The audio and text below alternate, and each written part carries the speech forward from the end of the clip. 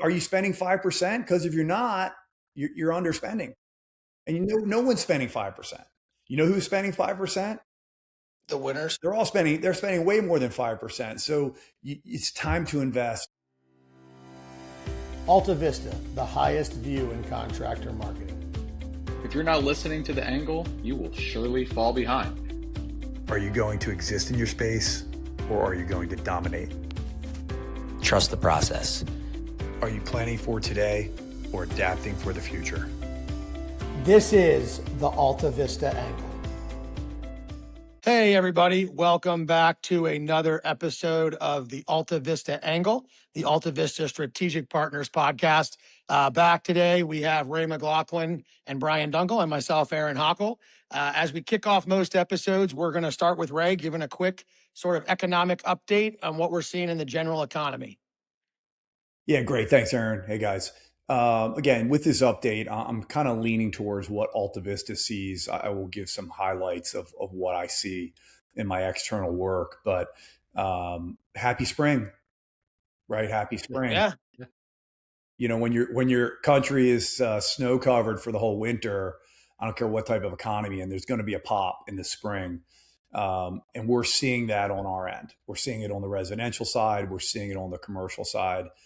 These aren't life-changing or game-changing moves, but we are seeing recovery from a pretty slow end of 2025, and obviously a slow winter with the weather situation. So from the AltaVista side, we are seeing some recovery. We're seeing the winners win even more.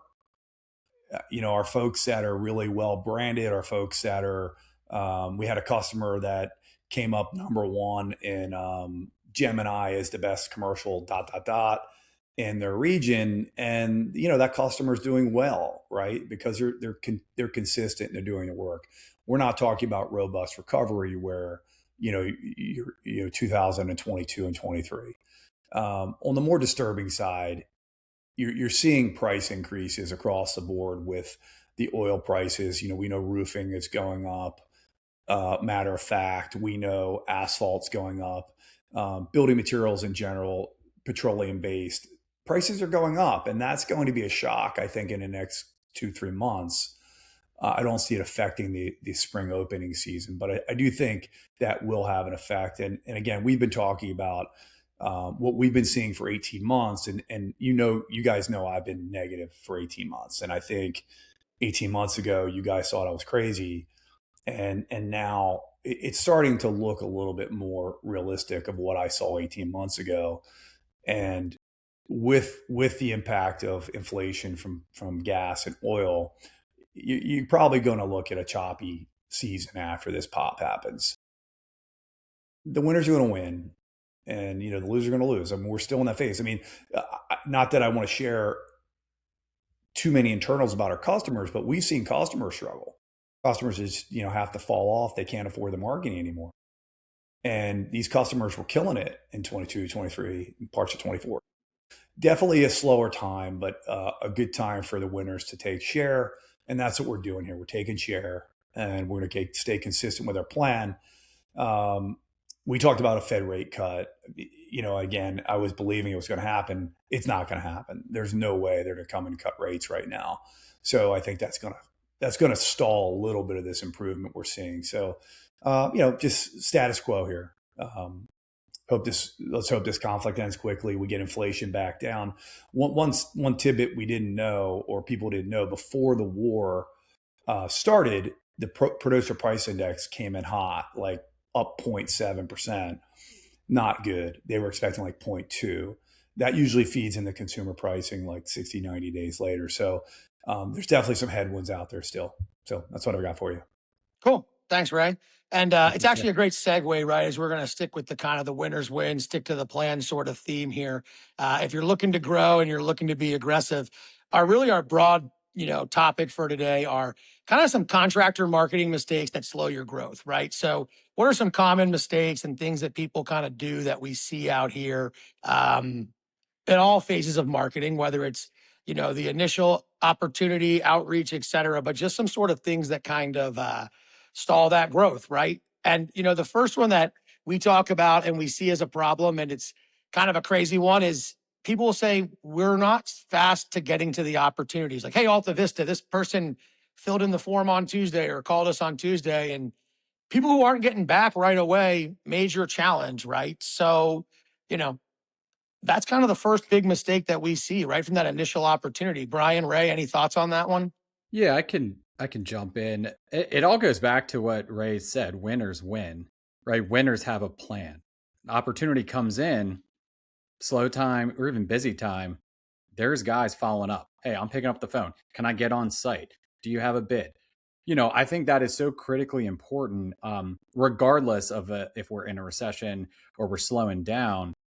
If someone's expressing a need, right, pick up the phone, right? Let's get on site. Let's provide a bid or a quote. Let's continue to take market share.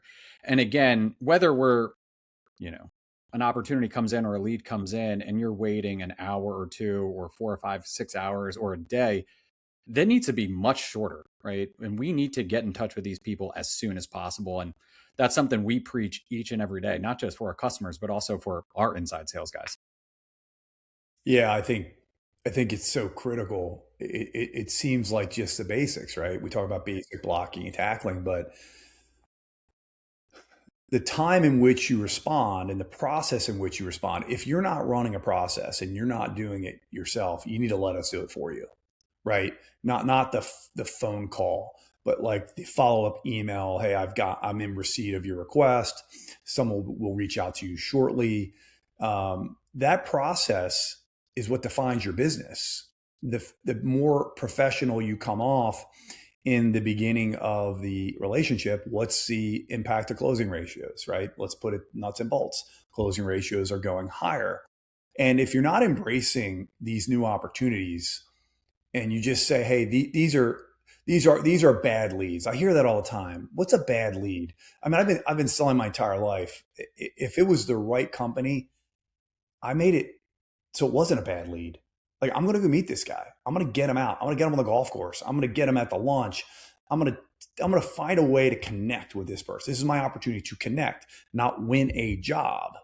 And so not only is it the timing in which we do it, it's the process and how we handle that first touch. Critical. Yeah. And Ray, your comment there of, hey, let us help you with it, right? It just strikes for me a project we recently helped a customer with, right? Someone comes to their website and says, hey, I need a service call, or I need a repair, or I need an estimate. They fill in that form on their website, right? They had a very kind of slow manual process. And what we've implemented for them is that gets filled in. It goes right to their CRM. Their CRM then automatically dispatches an email to that person that says, hey, Ray, we're in receipt. And they don't even have to think about it, right? It's just automatically happening. That person hits it. And in sales, sometimes we'll talk to people who filled in a form on our website or did different things. And they'll even comment, like, if you call them like 10 minutes later, they're like, oh, wow, I wasn't ready for you to call. Like, I'm kind of impressed you called me so quickly. People will literally say that to you because it's just not what normally happens. Right. And you're just differentiating yourself immediately out the gate, right? So to the idea of, yeah, you need to call, but then using that automation to build efficiency where you don't have to think about, oh man, that guy filled that in. Did he get, like, no, it's just an email out. We're in receipt. Email me back to schedule a call. Some people prefer email. Some people don't want to talk on the phone, but you're just making your life easier rather than having to worry about manually inputting it into the CRM, sending in that email. Like, it just all happens. And so I think kind of both together really build a great, a great plan.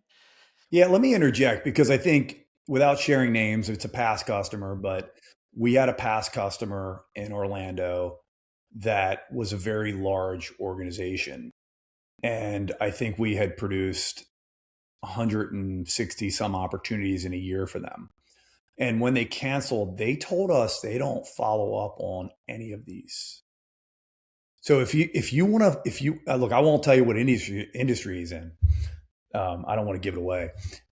But if you want to win, if you want to put them out of business, it's going to be really easy because they're not even following up. That makes no sense to me. Why did you even hire us? Why do you employ salespeople? Why do you even have a marketing budget? They're a big company. I'd gauge they're probably a $25 million contractor. So yeah, this is a great opportunity because that's what happens. In 2006, when the economy was popping off, nobody showed up. I would literally go to bid meetings. I couldn't bid an electrical job. I had no idea how to bid the job, but I wanted to gauge who was there. And I'm standing there with my estimator, just the two of us. And I'd say to the contact, hey, are we the ones showing up? He's like, apparently. So it's not that type of a climate now. People are going to show up, but they're not going to do the right things. And that's your opportunity. Yeah. And yeah, your closing ratio went from 0 because you didn't have the lead. Maybe you're now at 33%. And maybe if you do a few more things really, really well, your closing ratio is going to 40 or 45% because it's not always price. And we know it's not always price. Well, I always say this too, whether it's business or in life, the most successful people show up and then they do what they say they're going to do. And it can be that simple, and it's, I think a lot of things get lost, right? Or, overcomplicated, but you do those kind of things. And then to your point, Ray, whatever climate we're in, it's about a wedge. Get your foot in the door. Mm-hmm. Maybe it's a small service job. Maybe it's just, again, meeting a guy for coffee or lunch or taking him out to golf. It's planting seeds, right? And that's what we always talk about. We're not trying to win, right? First touch point, right? Or whatever it is. We're just trying to build relationships and present value. I'm going to add to what you said because I agree with exactly what you said. The only thing I would add is that when something goes wrong, you make it right. Yeah, that's it. Oh yeah, and that is one of the greatest things that ever happened to me in business. Is I had a relationship I was waiting for years. I finally got my opportunity, and something went wrong in the first week, and we handled it so well. It helped the relationship. Right. It didn't hinder the relationship. So again, that is really a critical piece. So great points there, Ryan. Yeah, absolutely. Right. And as we talk about relationship, right, that's a root part of CRM is a big one here, right? I talked about automating the flow to here, speed to lead, getting that information. You're talking about staying in touch, knowing the customer, right?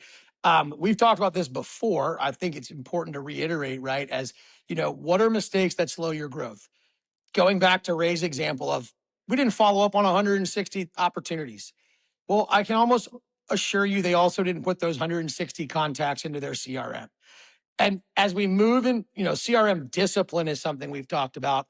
And where I would even take it is as we acknowledge that we're in a tougher time and a more competitive climate and different things. And, you do hear, hey, I'm slow. Hey, I need work. Hey, I'm hearing that from companies big and small, right?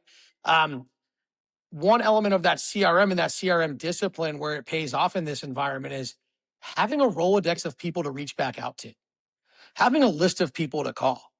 I remember talking to someone recently too that just said, hey, I have about 15, 20 people. If I call all 15, 20 of them and say, hey, I've got some capacity, you got any small projects? He goes, someone says yes every time. Mm-hmm. That's right. Right? Sure. But it speaks to, if you're not getting all this information in your CRM, critical mistake. Yeah. And look, here's something is coming from the trades and understanding how tough it is sometimes when things slow down and your pipeline's not as great and you're bidding against more competitors, your gross profit's going down. It's hard to invest in your business at that point in time. And I've been there. Do you want to sign a new marketing contract? Do you want to sign that CRM contract? Do you want to bring on that extra sales guy right now? You have to. This is the time when things get slow is when the winners pick up and that's when they take share. When things are busy, it's really hard to take share because everyone's moving, bids are going out, POs are being awarded. Right now it's time, right? There's performers that aren't doing well. And the ones that want to invest in their business will win. And yeah, you're going to have to take less profit. You're going to have to invest a bit more in the business. But when the tide comes back in, you're going to be such a share gainer that it's how the cycle works. You take advantage of the down cycle. I know it's difficult. I did it every time. It never felt good. There were years when I didn't even get paid. And those were tough. But it paid off. And I can only hope our clients understand that that's the way to go. And you will be one of the winners because there's a lot of people out there not doing the work. We know that. Yeah, I was going to piggyback on the CRM side. I know this is a topic we have in a, coming down the pike here, but when you have a robust CRM or you have all your data right in one centralized location, it's so easy to pick up the phone to a past client, right? Or a lost job, a lost bid. Or, someone you talked to 5 or 10 years ago showed some interest, but fell through the cracks, right? So we have, you have a good CRM, you have a good process in place. It's easy to go backwards and re-engage that data when there might be a lull, right? To your point, right, too. Or, maybe we hire someone, maybe you hire another marketing, company, agency, or a business development person, and that's their job too, maybe even when times are going well, to take even more of that market share. So again, having all of your data in one location and being disciplined in that, it can only help you. And as you always say, right, is the closing percentage going up or down, right? Oh, yeah. It's going up. Well, yeah, and I think in the modern economy, AI is all the rage, right? And our folks that are playing around with some of the new like OpenClaw, and obviously there's some things within Claude. They're amazing tools. I'm at a point where you better be really cautious of what you load into some of these applications, because they're saving all that data. So if you put critical info in about your business, they're saving it. And if you have a great CRM and you want to automate one day, we can trust Salesforce, right? We can trust ServiceNow. These are companies that they're there to make your business better. They're not there to steal your data. And so I'm a believer that integrating with a CRM, building automations, having all that data in one location to be able to build these automations over the next 1, 2, 3 years is going to save you a ton of time and a ton of money. And again, I talk about AltaVista's recent project. We spent $50,000 on an AI project, and it cut 30% of our daily workload down, 30% in one project.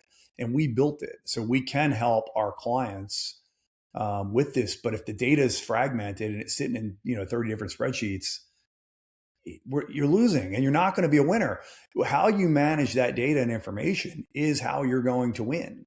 Obviously, there's other blocking and tackling functions you need to do. But yeah, the CRM's is mandatory. And let us get into the CRM with you. We have our own CRM coders on staff. We can make it work better for you. We can make it integrate with what we're doing and just make your business that much better. Yeah, absolutely. It's just a critical thing. And for anybody who's listening, the amount of people you talk to who still don't even use one, or are like, we just have an Excel sheet. Brian and I are front lines talking to a lot of contractors. It's crazy, It is right? crazy. And so it is like a get something. It's insane. 1 in 4, 1 in 5, maybe. Oh, at least 100%. Yeah. Not using anything, right? And you just sort of look at it where 3 years ago, maybe that wasn't a big problem. But now that you're like, I need to reach these people, I want to automate something, like, it's kind of starting to kind of pop up there, right? Think of it as a competitive advantage, right? It's a competitive advantage in your business and your efficiency and your profitability. So 100%. These tools are going to be so readily available. They already are, but you don't really know where to go right now. We do, but clients don't know where to go. So feel free to ask us. We can give you advice on where to go, how to install these automations. But and just be careful with your data. Honestly, that's a real fear right now. We're coming out with an AI policy at AltaVista where things you're able to do and things you're not able to do. Yeah, it's really fascinating you say that. I'm like I'm on the board of the high school I went to, and they have an AI policy for students, for faculty, for staff, what you're allowed to do, how you're not allowed to do it. You have to disclose if you used AI in your work. It's really interesting, right? Just a completely way different business or anything that we're involved in, right? And it's a business unto itself, running a private school, Catholic school. But just a fascinating commentary of like, it is so real of like, how are people using it and what are they doing? What are they doing with it, right? I just want to say that it is real. Like for the people that are listening to this and thinking it's not here, it is your competitive advantage, and we're here to help you use that to make your business better. And yeah, it requires investment. It just requires investment. And if you want to know how real it is, I found out about this yesterday at 4 o'clock. It is public news, but I won't use any names. But SoftBank, one of the largest investment banks in the world, just invested into one of our customers to pioneer the use of robotics and AI in commercial cleaning. And they're basically bought them to, not guinea pig, but kind of to test and use the waters to say, how can we use robots to clean facilities? How can we use AI to improve efficiencies in buildings, all these sort of things, right? And that's real. That's not. They couldn't do any worse, by the way. So, I agree. Yeah, trust me. I mean, have you seen how they clean our office? I mean, it's unreal. It couldn't be any worse. Yeah. And by the way, an AltaVista customer doesn't clean our office, so we're not talking poorly about anybody. Our customer does a fantastic job. They're the best. Yep. And in transitioning in that one, right? Like one of the things in our conversation was all about like, how can we do SEO about this? How can we do press? How can we do web, right? And I just think it's very interesting, websites, and we talk about this all the time. A weak website is a weak business. And I just think that's so real, right? And, you talk about mistakes that slow your growth. An outdated, not mobile, not up to date, not refreshed, not professional looking website. Not content rich, not content rich, not showing up in AI and all these other things. And look, there's a difference in even like having a full bore SEO plan and all these other things. I go, no matter how you're going to do business with somebody, they are going to visit your website before they sign a contract with you. 100%. 1000%. So that is a reflection on your business. And the other thing to think about with that one too is they're probably going to Google your name. Yeah, for sure. So just two things of reality, right? Where to me, a big mistake is people who are kind of neglecting that website. Oh, we haven't updated it in 5-6 years, but it's just people just want to see it. It doesn't matter. They just want to know I have one. That's not the case anymore. And I think it's even less the case as you move to a buyer demographic that is raised 100% online. Bryan and I are probably the last kind of age cohort that didn't grow up 100% kind of in an internet world, right? I can remember, StarTAC cell phones and, you got your, what was that? Net zero disc in the mail and like all that, dial up and all that. Like we remember all that stuff, right? But, a 30-year-old buyer or a 33-year-old decision maker, they're 100% on the internet. So, as you that younger buyer, right, that weak website, it kind of kills you. Yeah. And I always, you kind of hit the nail on the head. You can only make a first impression once, right? Simple as that. But then you take it a step further. I've talked to so many contractors who have recently built a website, but they've built a website with no plan. It's visually appealing, but to Ray's point, it's not content rich, right? It's got the wrong tags, headers, right? It doesn't really paint the picture of who they are as a company. And that's just a mistake. So for me, I've been saying this a lot. Your website should act like another salesperson, plain and simple. You want to get someone to your site. You want them to fill out a form. You want to give you a call. You want to make it easily navigable. But it's one of those things where, if you haven't built a website with SEO in mind, with that engine in mind, you're already losing. And again, if your website is not working for you, you need to reevaluate your website and figure out how you can get that, to be that extra salesperson. And obviously that's what we do. We can do that, all day, every day. But I think that's something that's really lost, especially in the contracting space. Yeah, I want to side here. And so just to kind of, test us here, went on the Gemini quickly, best commercial construction marketing, contractor marketing companies. And praying the God we showed up, by the way. I could actually show you. And look, there are some decent competitors in here. There's about 5 of us in here, but we're there. And we're not there by happenstance. We're there by investment. And it is expensive for us to do that, even for us, even though we do it internally. But these are the things we're talking about. people are going to look for you now on Google. They're going to look for you on Gemini. They're going to look for you on ChatGPT. They're going to look for you on Anthropic. And so you have to be relevant. And so, yeah, it's not just the website. It's what you put on the website, the content that's out there that tells your story. And again, I'm going to say the same thing. It's the differentiator that's going to make you better, and it's going to make your business better. And yeah, it costs money. Yeah. And Bryan Dunkel, I think it was you. It wasn't me, but I know somebody around here said a client of ours or someone had 2 quotes, and they literally went to either ChatGPT or one of them and said, should I use this company or AltaVista Strategic Partners to build my new website? And the AI recommended us back, and they told us that. Yeah, exactly. It was awesome. It was but a my website. Thing is this: if you're an electrician, if I work for Simon Properties and I go, should I hire McLaughlin Electric or Dunkel Electric to do my parking lot lighting? McLaughlin all day long, mainly because Dunkel Electric never existed, right? He doesn't know anything about parking lot lighting. He knew as much about electrical work as I did. I was just a better marketer. But we go to the point of that can also just be done by voice. You open the app on your phone, you hold it down, and you say, hey, ChatGPT, should I use this company or this company for this type of project in this environment, blah, blah, blah. Submit. It's going to read the internet and tell you who to use. Right, and who controls the internet? For us, we do. Yeah. So it's not happenstance. We promote ourselves. We promote our work. Our clients give us fantastic reviews of our services. And that's how we won that little battle. And I don't think we can put a flag up and say we win.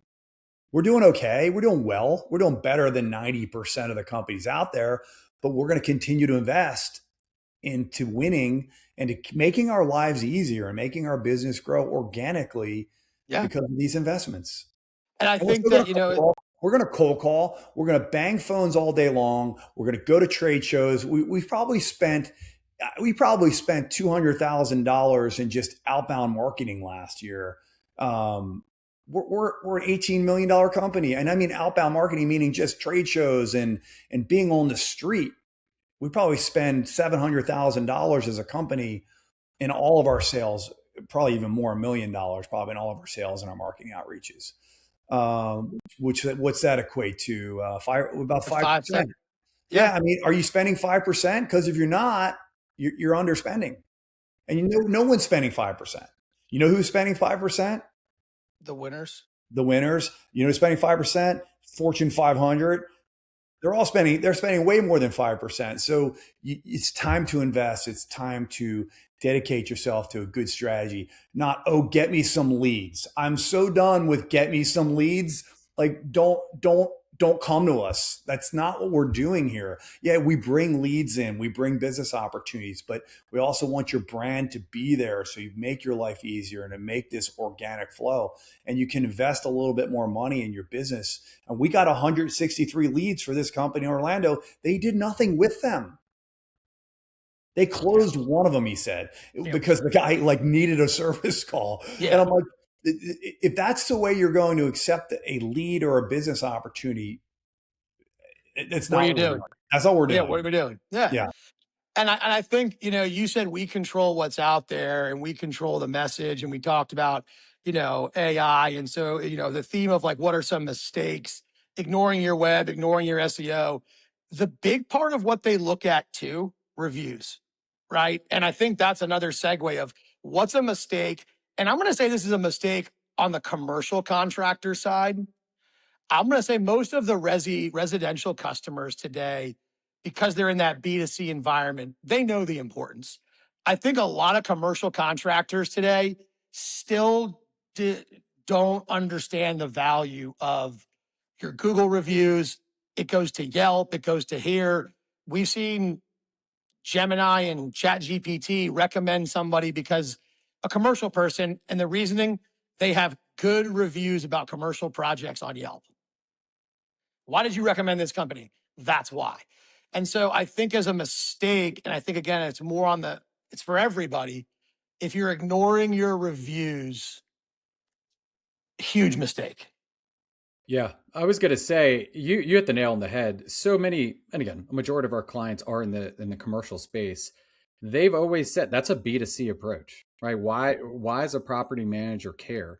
And it's not even about that. It is about the social reputation. It is about social trust, right? It is about presenting yourself as the expert in the space. And that is what reviews tell the story. And I'm sure, Aaron, you can speak to this even more, but even being found, right, on Grok, on Gemini, on ChatGPT, It's the number one way to be found. Yeah. 100%. Even if nobody ever reads the review, if you invested some money into getting reviews, and that's how OpenAI or Anthropic or Gemini is going to tell your client that you're the best, then you win. Yes. And I mean, look, we spend a ton of time getting reviews, and I know it's harder for the commercial contractor, but it's a huge miss. And it really is so much more important today with AI engines than it's ever been. Yeah. And I also will take it to the point of going back to the whole, everyone's going to probably Google your business and look at your website. When they Google your business, your pain is going to show up on the right-hand side. And do you want it to say you have three stars and 2 reviews, or do you want to say you have 4.9 stars and 300 reviews? It only takes an instant to glance at that and make a judgment about a business. So even to the idea of they're not going to read them, it's that first impression comment. It's that, right? And the benefits to this one, we could sit here and go 45 minutes on the benefits and the reasons, right? In the B2B space too, right? Go look at B2B software companies and B2B this, and guess what? They're all going to have reviews. Yeah, I just pulled ours up. 285 Google reviews, which actually sounds light to me. 5 stars. And these are real. This isn't my cousin. This isn't Aaron's uncle. It's my wife didn't stay up all night writing reviews. These are real reviews from real clients. And when we get a negative review, we reach out to the client. We see what we could do. There's very few negatives because we do treat our clients. Our relationships don't always work, but we treat our clients incredibly well, and we're always fair. So, yeah, I mean, 285, I think, is a great number, but we're not going to stop at 285 because they have to be current. Exactly. And if they're not current, then OpenAI is not going to deem you as relevant. So 100%. it doesn't end, guys. I mean, these are the basics. This will make your business better. Yeah. And a real fundamental that I have there too is I talk to some people who are like, well, we do a ton of service calls, right? It was someone who's very route based in the elevator industry. And they go, we have a huge customer base, but we see that it doesn't really grow that much because we're visiting property after property, kind of doing all the maintenance, the routine things. And I go, well, how often do you check in with them after you go out? And they're like, well, we don't. And I go, okay, so you send a tech to a guy who has 10 buildings. You send a tech to 10 buildings every quarter. So you're seeing his properties 120 times a year, and you don't ask him after a single one how that was. It's nuts. It's kind of like a crazy. Yeah, it's a pause, right? It's like it's crazy. I had I'm trying to think of the situation. It was 2 or 3 days ago. I was buying something. I don't know. Hockel, don't get mad at me. I've got another new car, but yeah, sorry. He gave me like just a QR code while I was there, and he goes, "Did I do a good job?" I said, "Yeah, great job." He goes, "Can you give me a quick review?" I clicked the QR code. I gave him a great review right on the spot. Done. Why don't the techs have a little QR code where they can just say, "Hey, Mr. Smith, the maintenance guy, hey, did everything go okay today? Yeah, it was great." I'm going to give you one that's real simple that I think will resonate with our clients on something small you did that changed your business. And every one of us is wearing a logoed shirt right now. Mine's small, but I was one of the first companies to put my guys in logoed, embroidered McLaughlin electric shirts and t-shirts. Everyone had the logo on, right? It was a marketing function for AltaVista, right? But it was also about someone who came in neat and clean and appeared nice. Back in 87, 88, guys would show up at your place of work or your home and they'd look ridiculous. You didn't want to, I mean, the first time one of our residential clients, we didn't do a lot of residential, oh, I'm not letting your guy in. I said, we better put these guys in uniforms. Now everybody does it today. Now the resi contractors are wearing booties, but did that make their business better? I so appreciate when a contractor comes to my house and they put booties on their feet, and I don't ask them to do it, but the fact that they do it, it makes me want to give them more business. As stupid as that sounds. Even the guy that changed my smoke detector for $900, I was like, $900? Are you kidding me? But he put booties on, so I'm like, I just paid it. So his margin's great. His margin's way high. He's a 70%er, by the way. But just those little things. I mean, we're talking about real tangible things like what your internet presence is, but all these things that you do for your business, you did them for a reason. And maybe it was a marketing function, but again, it's making your business better.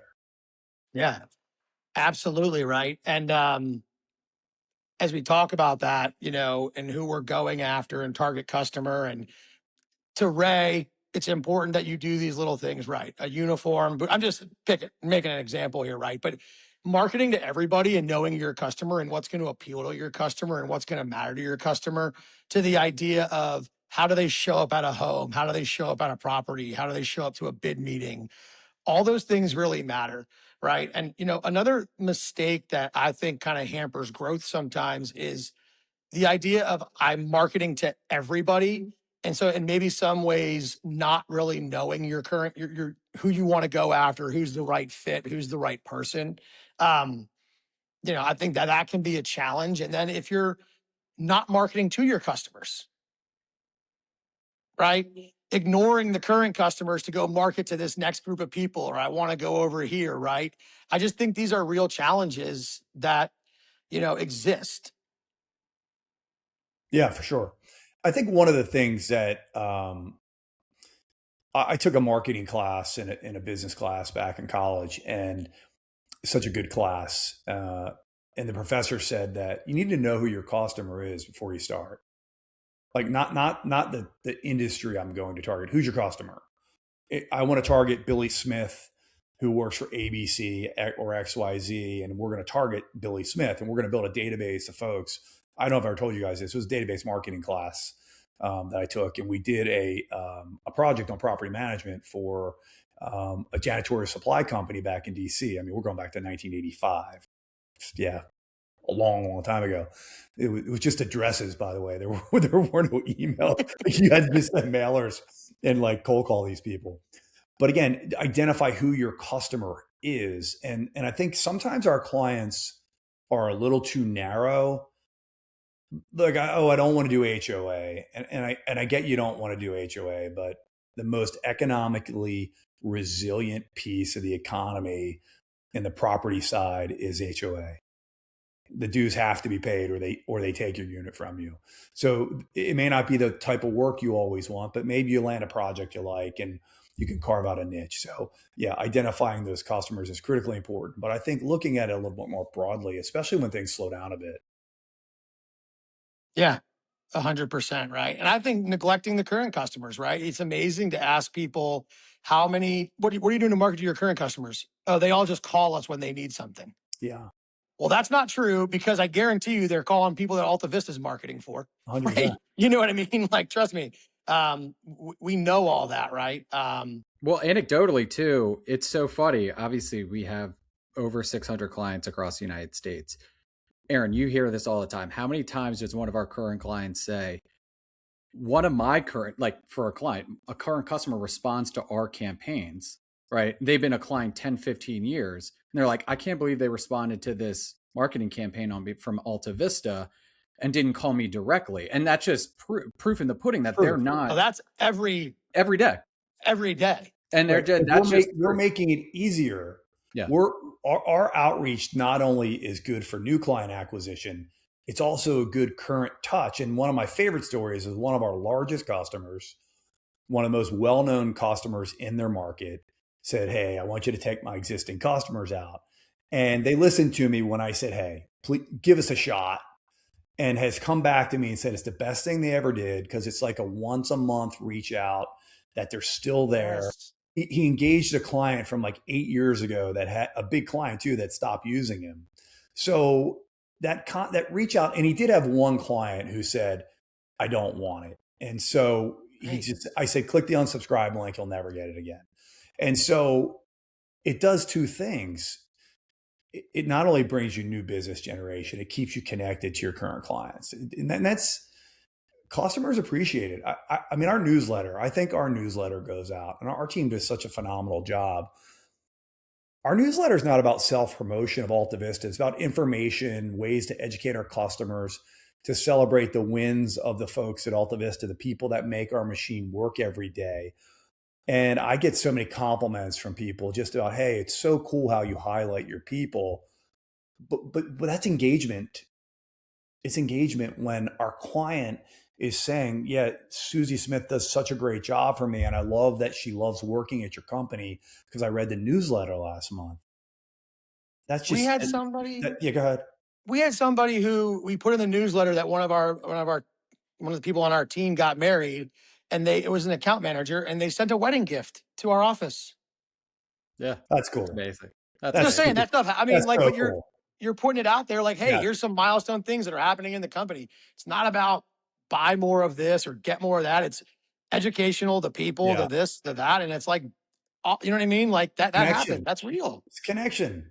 100%. Connection. I mean, look, we're in this, like we're in this with our clients. And, you know, the day you walk out the door, you know what? We're not in it with you anymore, because we're in it with the folks that trust us and rely on us to stay current, to maintain their relevance. And we're your partner, and we're in it, and we're fighting the fight. And so it's about connections and relationships and trust. And, you know, we'll do a lot for our clients. We'll go to the mat for all of our clients.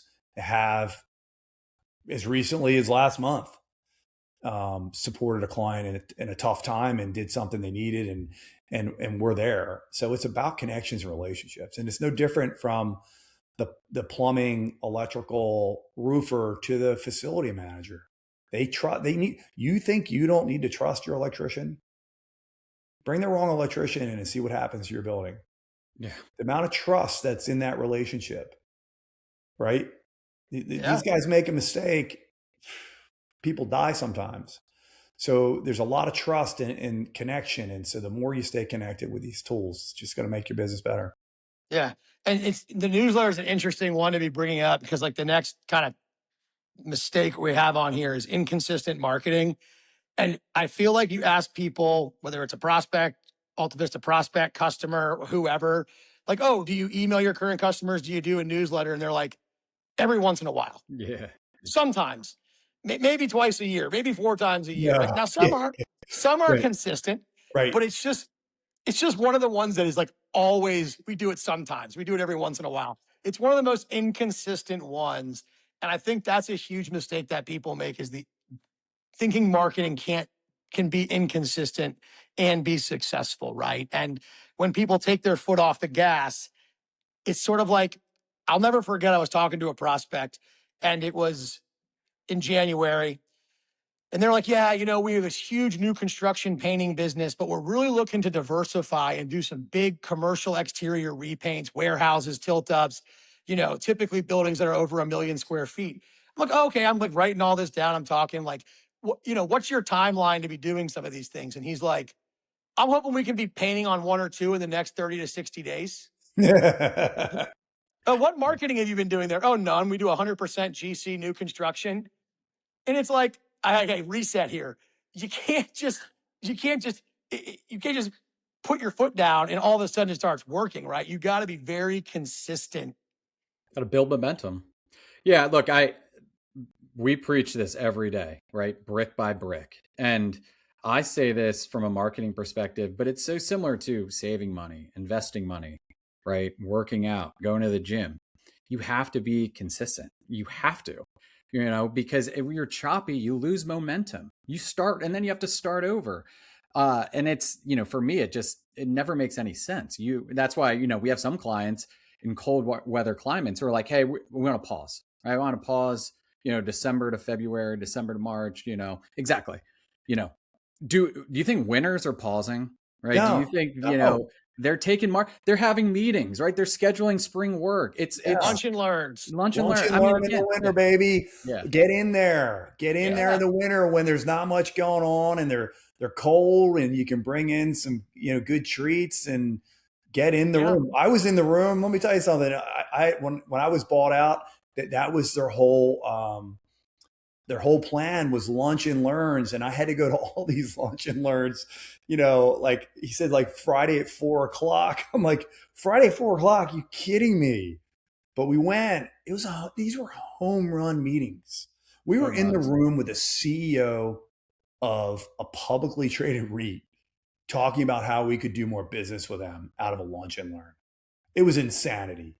So yeah, that's the time when they're in their offices and the properties are under snow. There's not much to do. Get in the building. Yep. It's just wild how many people are inconsistent, right? And like I talked to someone yesterday who's like, hey, can we fire up some SEO and blah, blah, blah, and hopefully it'll start working.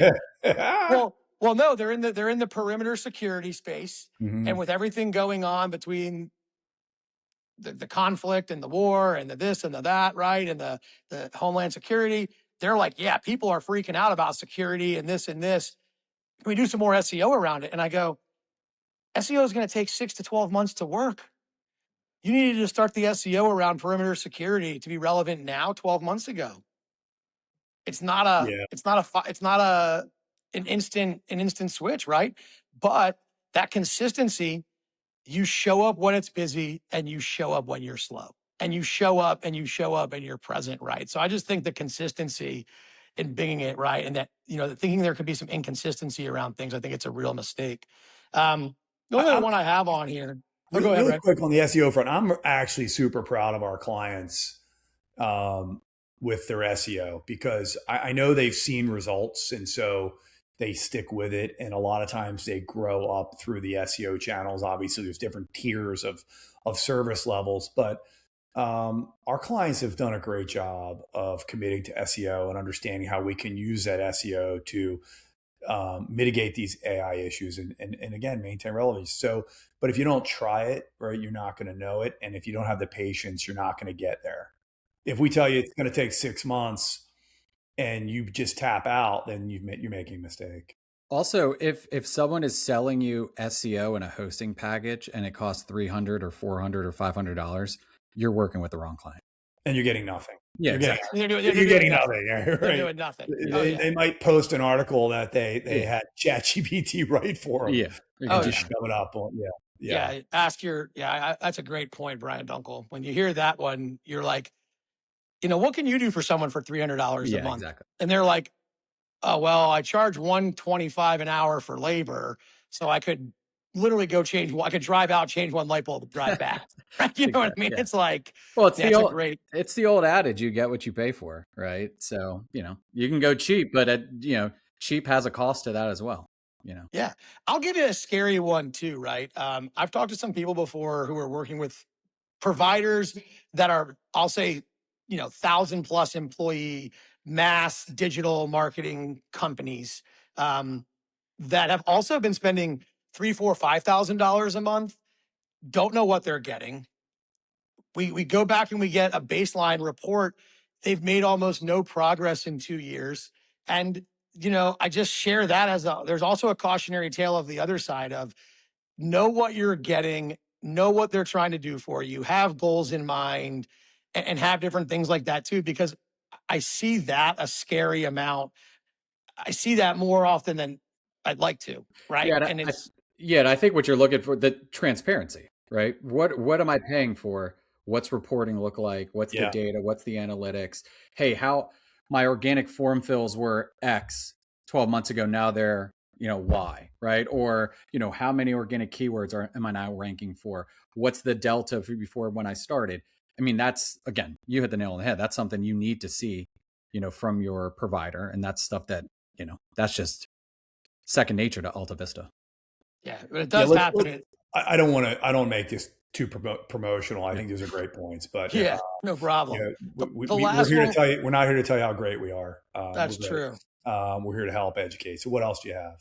The last one I have is relying too much on one customer or one lead source as a big mistake, right? And one that sticks out to me is back in the day, I was talking to someone, they had about a $5 million business and they did $4 million with one utility.